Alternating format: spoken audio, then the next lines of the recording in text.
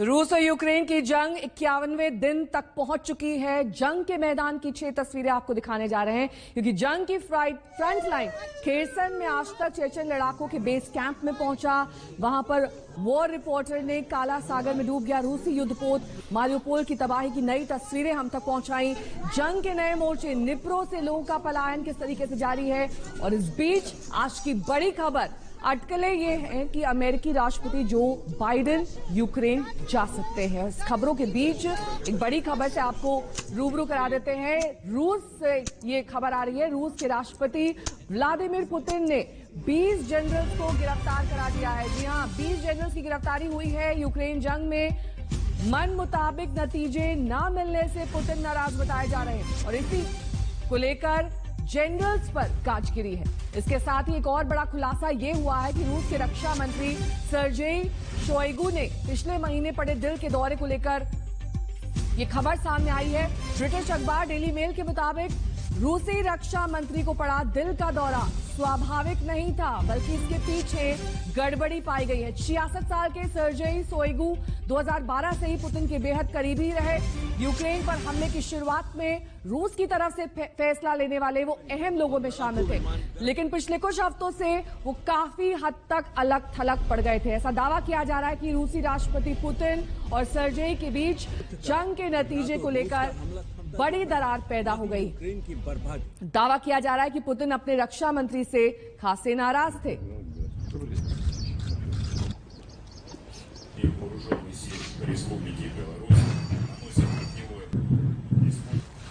और अब हम आपको यूक्रेन के मैदाने जंग से अपनी सुपर एक्सक्लूसिव रिपोर्ट दिखाते हैं। चेचन लड़ाकों के बेस कैंप में पहुंच गया आज तक यूक्रेन के मेलिटोपोल में रमजान कादिरोव की फौज ने अपना बेस कैंप बनाया है। आज तक की वॉर रिपोर्टर गीता मोहन की ये सुपर एक्सक्लूसिव रिपोर्ट देखिए।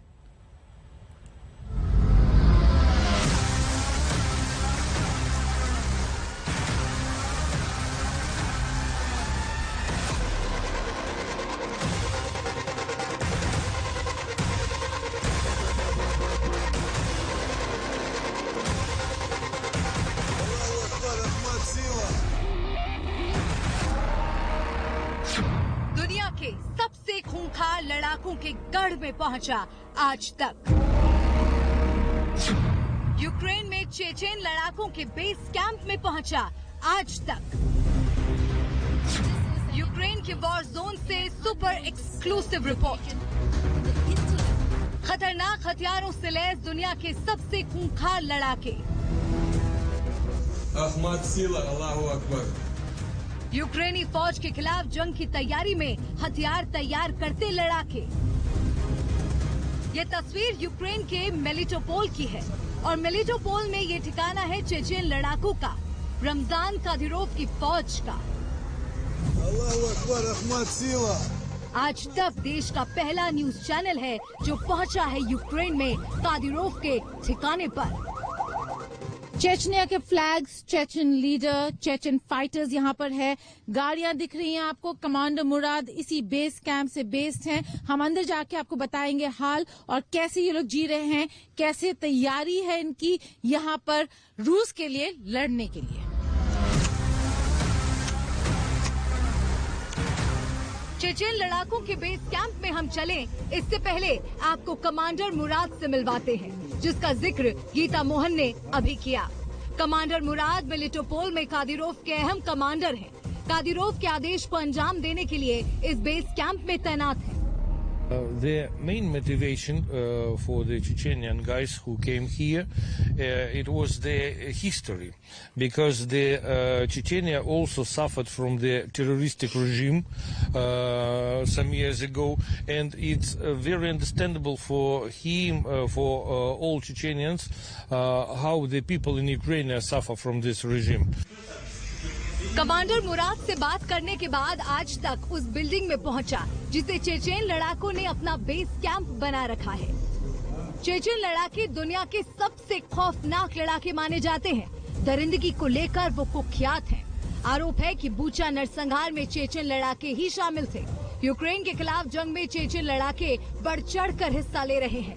कीव, मारियोपोल, खेरसन, तमाम जगहों से चेचेन लड़ाकों के लड़ने के वीडियो आ चुके हैं। गीता मोहन, मिलिटोपोल, आज तक। तो आपने चेचन लड़ाकों के बेस कैंप से सुपर एक्सक्लूसिव रिपोर्ट देखी। अब आपको खेरसन में रूसी फौज के बंकर की एक एक्सक्लूसिव तस्वीर दिखाते हैं। क्रीमिया से 300 किलोमीटर दूरी पर खेरसन में आज तक की संवाददाता मौसमी सिंह पहुंची। ये जगह उस ब्लैक सी के पास है जहां रूस के युद्धपोत पर धमाका हुआ था।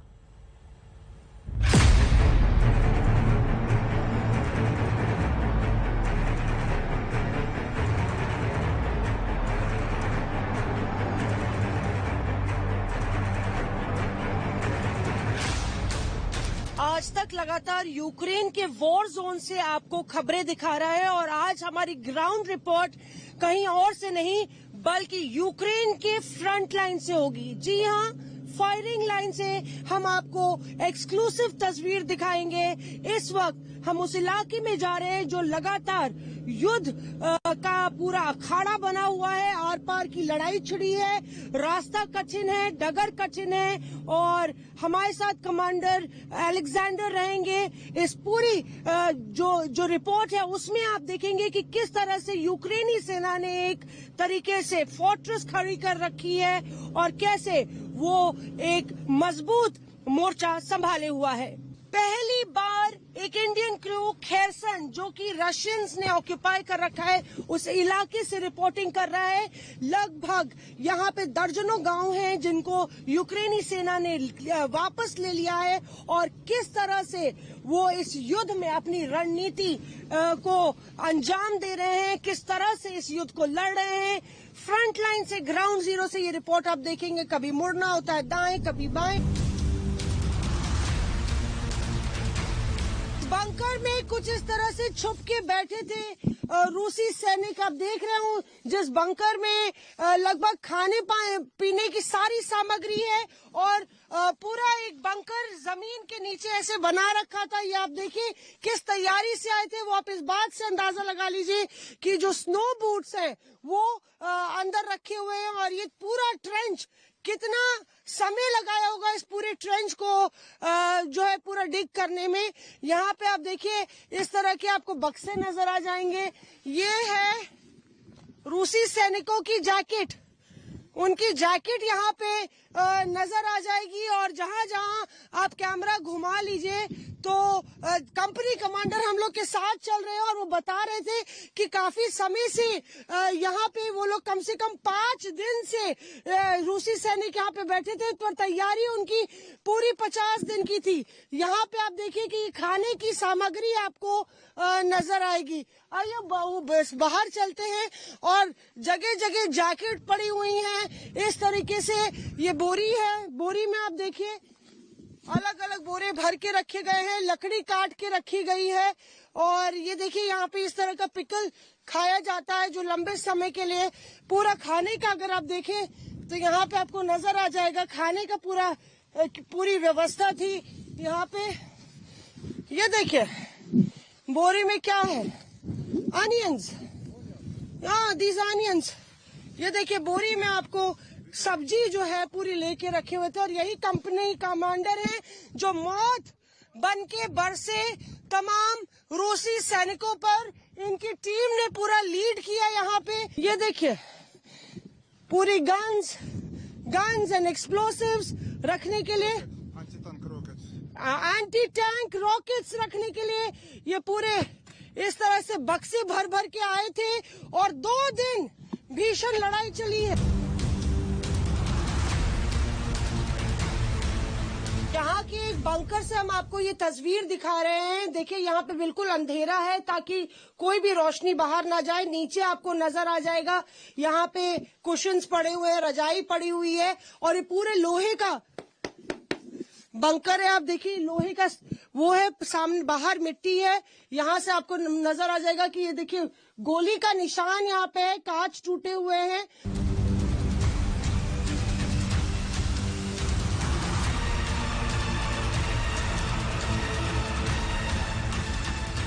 रणभूमि में किस तरह से यूक्रेनी सेना ध्वस्त कर रही है रशियन टैंकों को, रशियन आर्मर्ड व्हीकल्स को, ये हम आपको दिखा रहे हैं। जरा ये देखिए, ये है रूसी सेना का टैंक किस तरह हो गया है।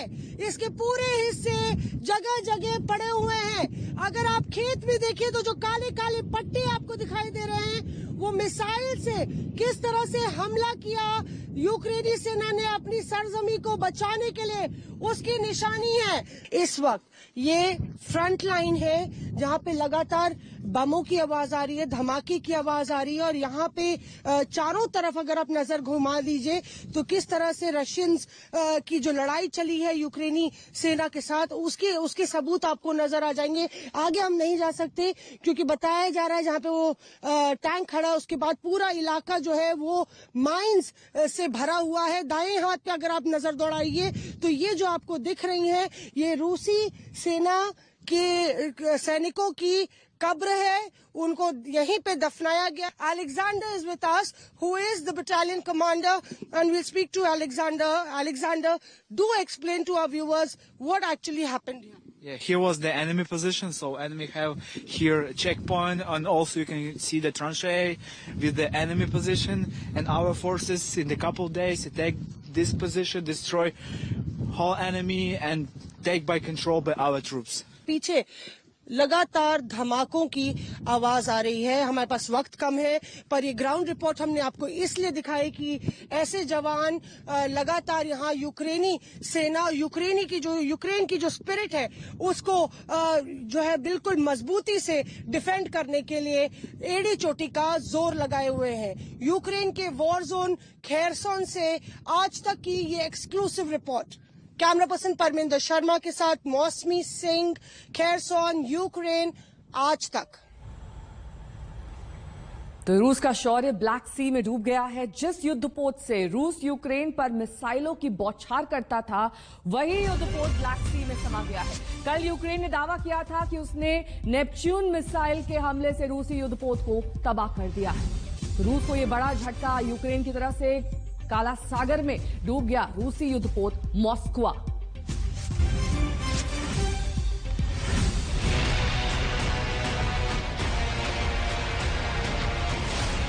काला सागर में डूब गया रूसी शौर्य।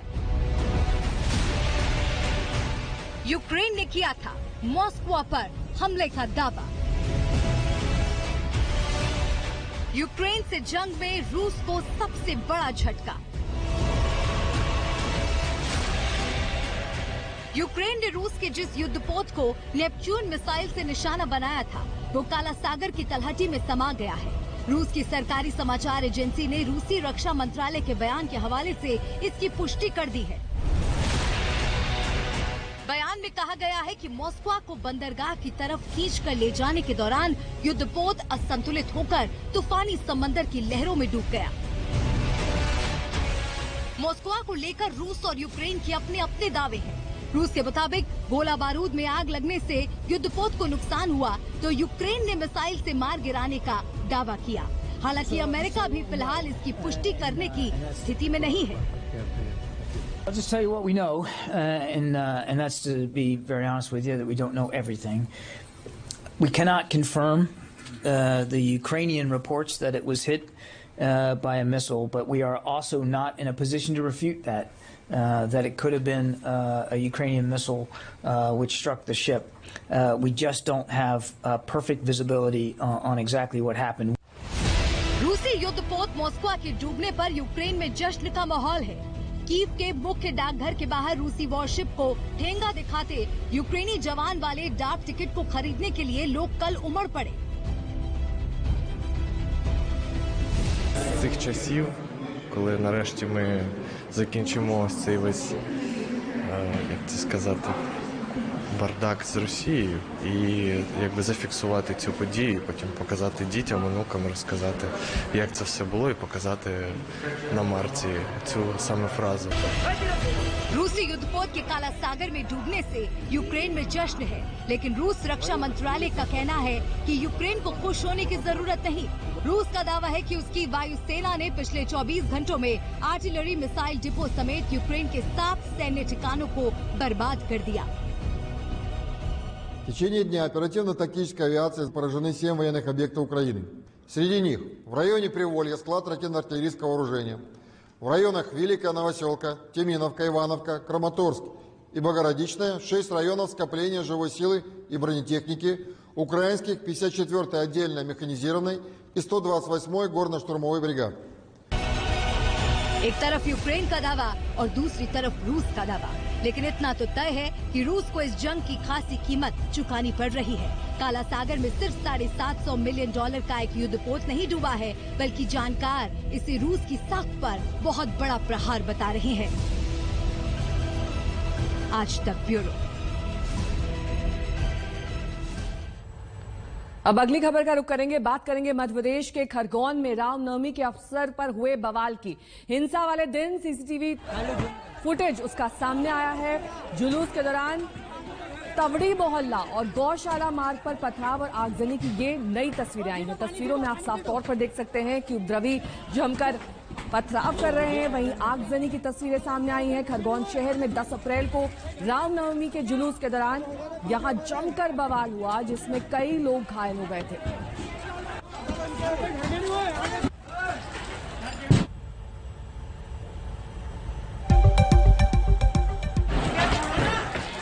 खरगोन हिंसा की नई तस्वीरें, जिसमें पुलिस बल पर हमला किया गया, कई पुलिस वाले इसमें घायल हुए, पथराव हुआ, आगजनी हुई। और हमने आपको दिखाया था कि सीसीटीवी फुटेज में पाया गया है कि तलवार लहराते हुए भी कुछ युवक वहां पर पहुंचे थे, जिनके हाथ में पत्थर भी थे, तलवार भी थी, पेट्रोल बम से भी हमला किया गया। यानी कि पूरी ये जो जुलूस पर आक्रमण किया गया वो दरअसल एक सुनियोजित साजिश। सर क्या कर रहे हो?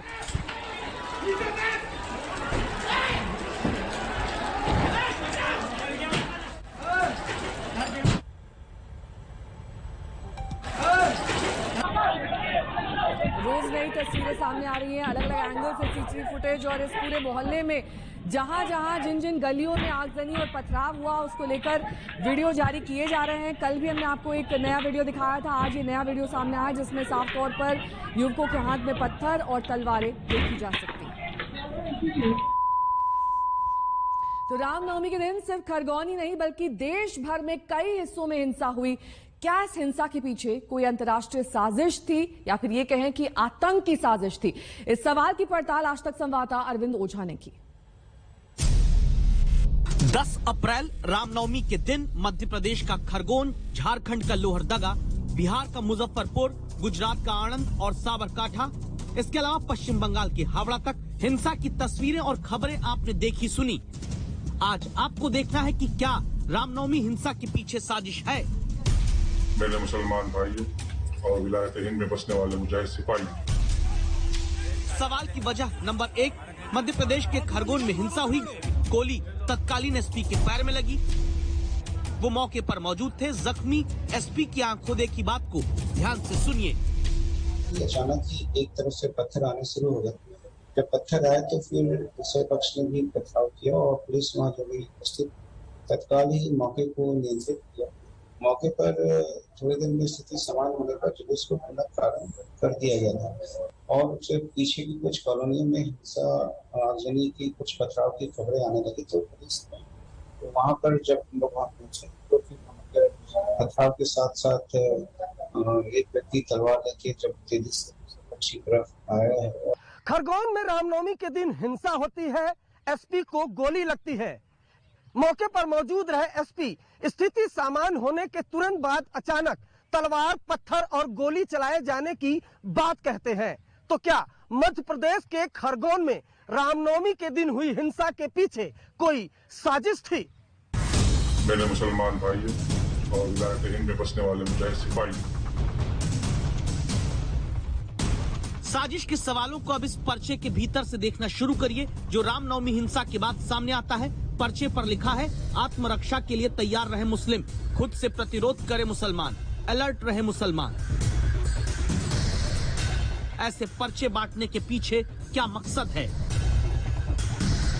खरगोन में हिंसा के बाद जब सरकार कार्रवाई तेजी से करती है, इसके बाद अचानक विवादित इस्लामिक संगठन पीएफआई की छात्र इकाई एक पर्चा निकालती है। पर्चे में मुस्लिमों को कहा जाता है कि वो आत्मरक्षा के लिए तैयार रहें। एक वर्ग को भड़काने वाले और उकसाने वाले ये पर्चे क्या रामनवमी की हिंसा से जुड़ी साजिश का हिस्सा हो सकते हैं? मेरे मुसलमान भाइयों और विलायत हिंद में बसने वाले मुजाहिद सिपाही। तीसरी अहम कहानी, रामनवमी के ही दिन झारखंड के लोहरदगा में भी दोनों पक्ष सामने आए। हिंसा हुई, लेकिन हिंसा से बड़ा सवाल उठाया प्रशासन ने। सभी साथ मुहर्रम हो, रामनवमी हो, ईद हो, सब साथ मनाते थे। सरहुल हो, कहीं कोई दिक्कत नहीं थी। यहाँ पर कुछ ग्रुप जिनको हम स्लीपर सेल्स कह रहे हैं, वो लोग आए हैं और यहाँ की सद्भावना को खराब करने की कोशिश कर रहे हैं। इतना तो है कि कुछ बाहर के लोग आते जाते पाए गए हैं अतीत में, पिछले, अभी नहीं पहले। तो ये इस पर जांच होगी, जांच करेंगे, प्रशासन करेगा।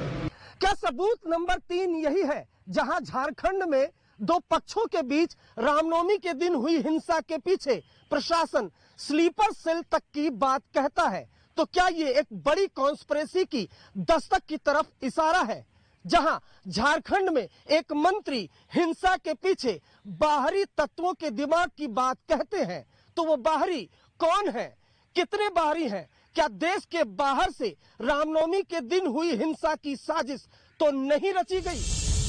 मेरे मुसलमान भाइयों और विलायत हिंद में बसने वाले मुजाहिद सिपाही। रामनवमी के 8 दिन पहले हिंदू नववर्ष की शुरुआत के दिन तारीख 2 अप्रैल थी। राजस्थान के करौली में दो पक्षों में हिंसक झड़प हुई, जिसके बाद FIR लिखी गई। पुलिस की तरफ से ही लिखाई FIR में पुलिस ने कहा कि शोभा यात्रा पर हमले को सुनियोजित साजिश के तहत अंजाम दिया गया। क्या राजस्थान के करौली में साजिश से जो ट्रायल हुआ वो रामनवमी के लिए था? ये हम नहीं कह रहे, ये शंका राज्यों से लेकर देश की तमाम जांच एजेंसियों को भी है।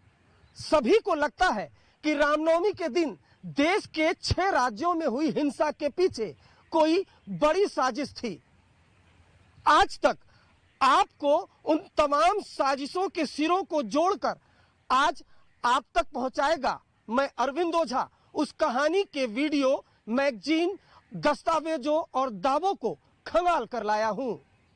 मेरे मुसलमान भाइयों और विलायत हिंद में बसने वाले मुजाहिद सिपाही। तो रामनवमी पर हिंसा और इस हिंसा से पहले और बाद में जो कुछ हुआ उसे लेकर कई सवाल उठ रहे हैं। क्या यह सब कुछ संयोग है या फिर सोची समझी साजिश का प्रयोग?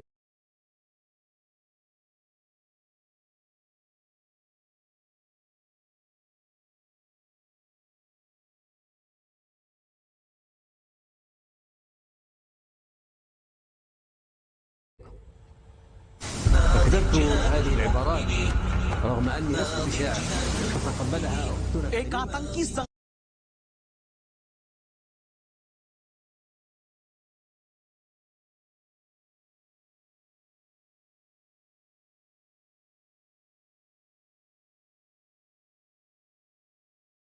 का वीडियो, एक आतंकी ग्रुप की मैगजीन, एक आतंकवादी का बयान, ये वो त्रिकोण है जिसमें रामनवमी पर